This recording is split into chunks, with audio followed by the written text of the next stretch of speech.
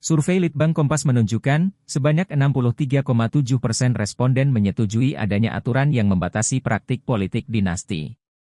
Dikutip dari survei tersebut, Senin, 23 Oktober 2023, sebanyak 63,7% responden menyatakan setuju dan 23,2% menyatakan tidak setuju. Sedangkan 13,1% menyatakan tidak tahu.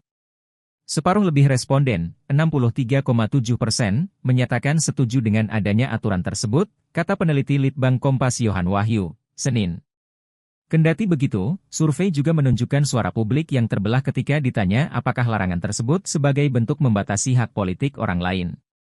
Sebanyak 47,2% menyatakan larangan politik dinasti sebagai bentuk membatasi hal politik orang lain, sedangkan 41,9% menyatakan sebaliknya.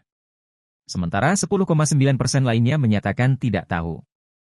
Sikap terbelahnya publik ini tidak lepas dari penilaian yang melihat sama pentingnya antara perlunya membatasi politik dinasti dan perlunya menjamin hak politik bagi siapapun untuk berpartisipasi dalam proses kompetensi politik, tutur Yohan.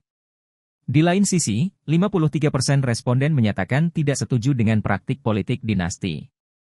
Sedangkan 34,7% lainnya menyatakan setuju dan 12,3% menyatakan tidak tahu. Sebagai informasi, survei ini dilakukan dengan pengumpulan pendapat melalui telepon pada 16 hingga 18 Oktober 2023. Sebanyak 512 responden dari 34 provinsi berhasil diwawancara. Sampel ditentukan secara acak dari responden panel Litbang Kompas sesuai proporsi jumlah penduduk di tiap provinsi. Sementara tingkat kepercayaan penelitian 95% dan margin of error penelitian kurang lebih 4,35% dalam kondisi penarikan sampel acak sederhana. Meskipun demikian, kesalahan di luar pengambilan sampel dimungkinkan terjadi. Pengumpulan pendapat sepenuhnya dibiayai oleh Harian Kompas, PT Kompas Media Nusantara.